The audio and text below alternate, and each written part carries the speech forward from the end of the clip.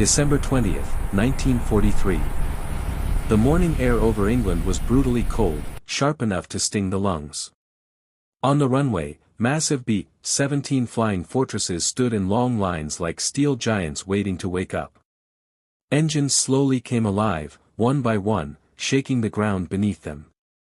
Inside one of those bombers was a crew of 10 young American airmen flying a plane called Ye Old Pup.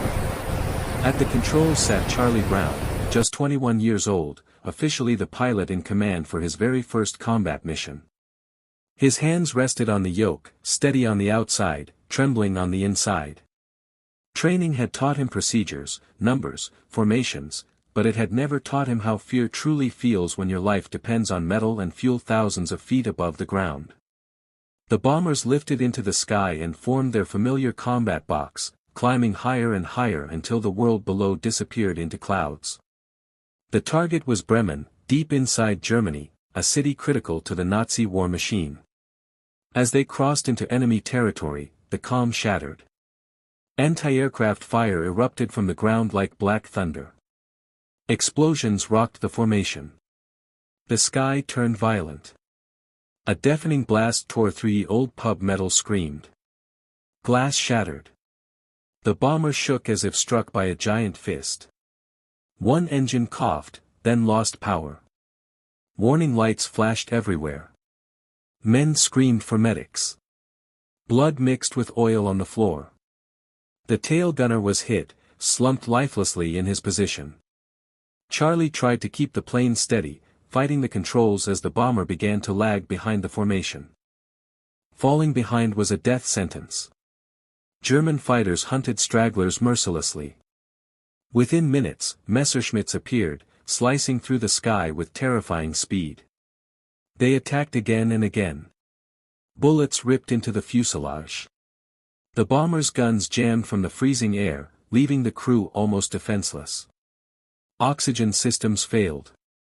Altitude dropped. Every second felt borrowed. Charlie knew the truth they didn't say out loud. This plane should already be falling. Somehow, by pure will, he kept it flying.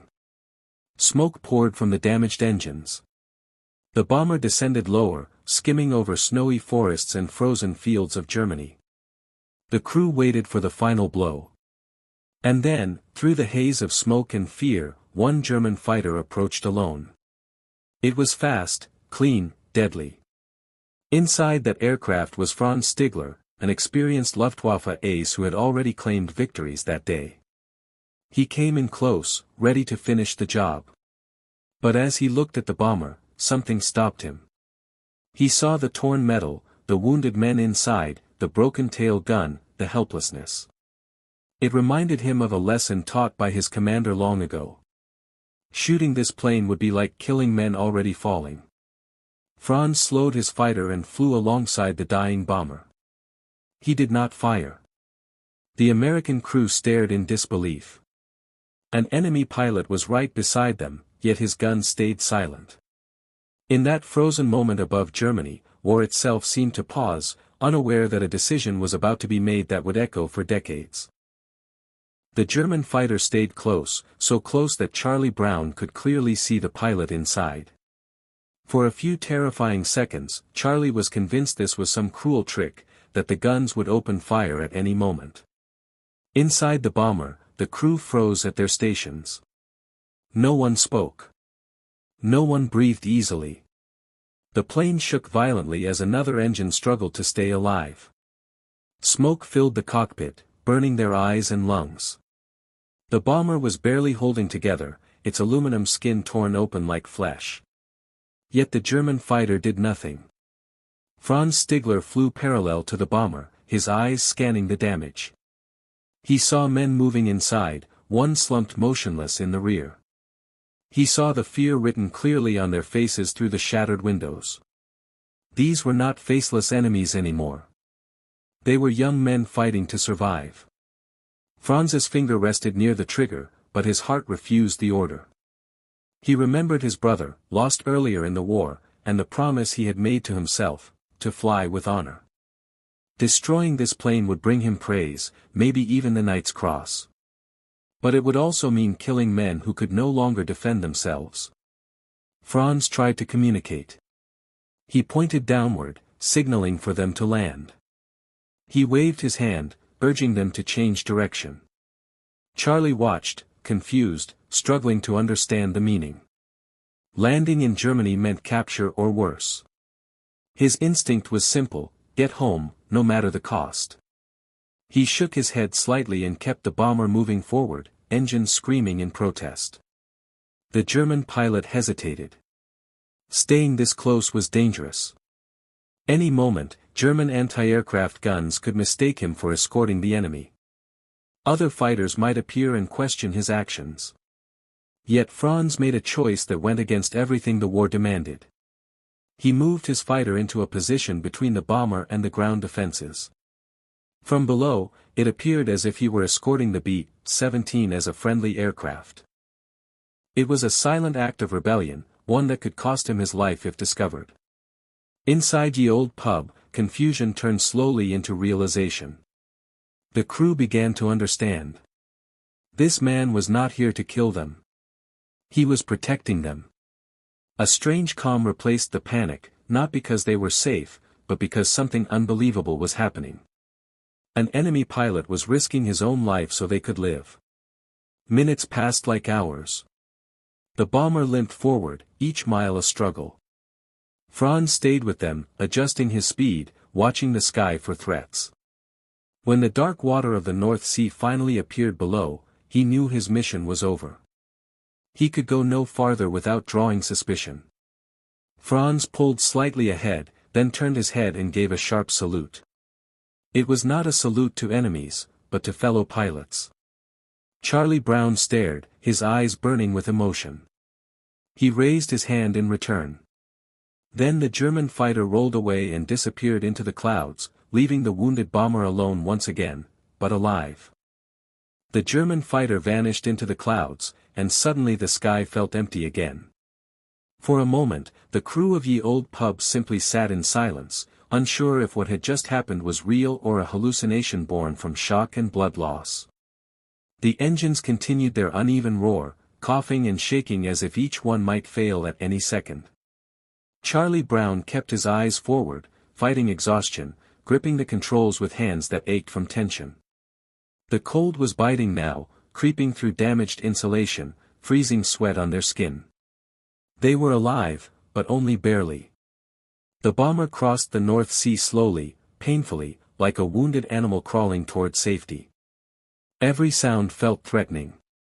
Every vibration sent fear through the crew. The navigator called out bearings with a trembling voice. The radio crackled with static, barely holding a signal. When the English coastline finally appeared through the clouds, it felt unreal, like a dream they were afraid to believe. Friendly territory. Home. Yet even now, there was no celebration. The plane was still dying. Charlie began the descent toward an airfield in England. As they lowered altitude, one engine finally gave up completely. The bomber lurched violently to one side. Alarms screamed. The crew shouted warnings. Charlie fought the controls, forcing the nose up, muscles screaming in protest. The runway came into view, long and narrow, bordered by fog and winter grass.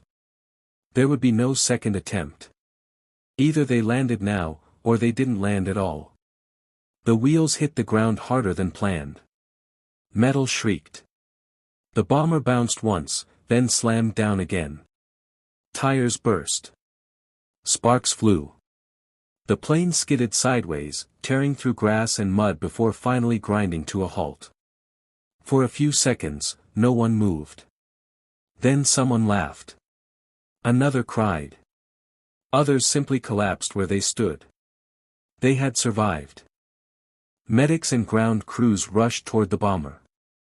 Doors opened. Wounded men were carried out on stretchers. The dead were covered with blankets. Charlie climbed down last, his legs barely holding him. He turned and looked back at Ye Old Pub. The once proud flying fortress looked broken, almost unrecognizable. Yet it had carried them home. Later, during debriefing, officers questioned the crew intensely. They wanted details, enemy positions, fighter tactics, damage reports. When Charlie mentioned the German pilot who had escorted them, the room went silent.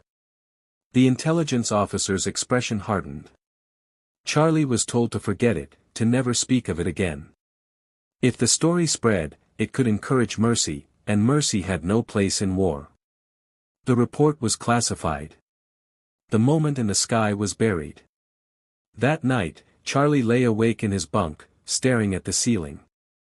Every time he closed his eyes, he saw the German pilot's face and the silent salute. He wondered who that man was.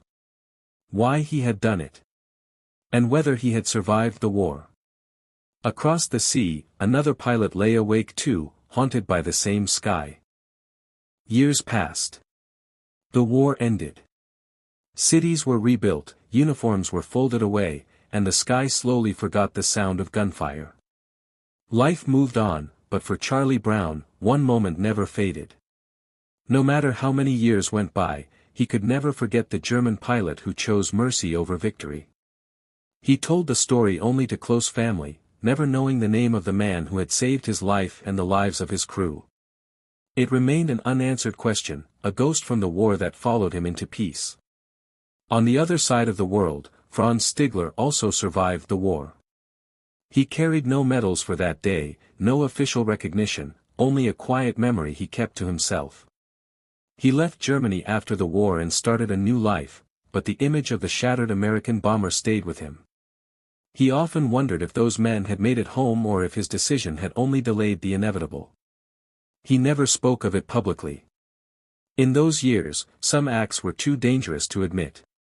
Decades later, in the late 1980s, Charlie Brown decided he could no longer stay silent. He began searching for the German pilot who had escorted him across enemy skies. Letters were written. Records were checked. Veteran groups were contacted. For years, there was nothing. Then one day, a response came. A former Luftwaffe pilot named Franz Stigler read Charlie's description of the event and knew immediately. He was the one. When they finally met, time disappeared. Two old men stood face to face, once enemies, now bound by a moment of humanity that war could not destroy. Franz looked at Charlie and said quietly that he had done what he believed was right. Charlie replied that because of that choice, 10 men had lived full lives. Families existed. Children were born. Futures had happened. They became close friends, meeting often, sharing stories, standing together at events not as soldiers, but as proof that even in the darkest times, honor can survive. When Franz Stigler passed away in 2008, Charlie Brown said he had lost not an enemy, but a brother. Their story spread across the world as one of the most powerful examples of mercy in wartime history. Above nations, above orders, above war itself, two pilots proved something timeless. The sky does not belong to hatred. It belongs to humanity.